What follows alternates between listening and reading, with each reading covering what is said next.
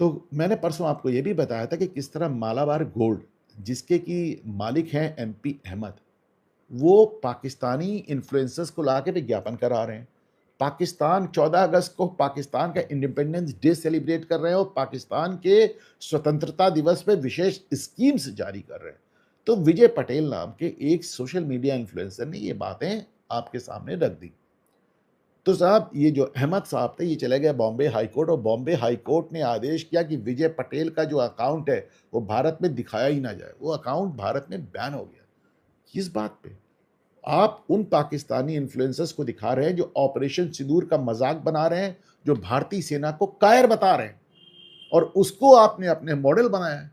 तो यही बात विजय पटेल ने कह दी, एकदम सही बात कह दी। मैं इतना ज़्यादा क्लियर क्रिटिकल बहुत कम होता हूँ, मैं मुझे लगता है बॉम्बे हाई कोर्ट का जजमेंट एकदम गलत है।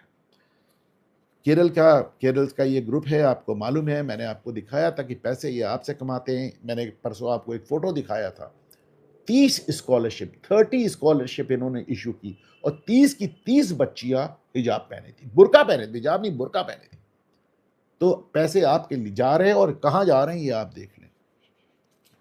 आपको मैंने ये भी बताया था कि दिवाली पर वो एक पोस्टर लग गया है कि साहब हिंदुओं से खरीदारी करें या उनसे खरीदारी करें जो दिवाली मनाते हों। अब इसको लेकर बवाल हो गया, लेकिन इसके अलावा भी पोस्टर्स लगे थे, इसके अलावा भी बैनर्स लगे थे, ईद पे लगे थे कि ईद की सारी खरीदारी आप मुसलमानों से करें।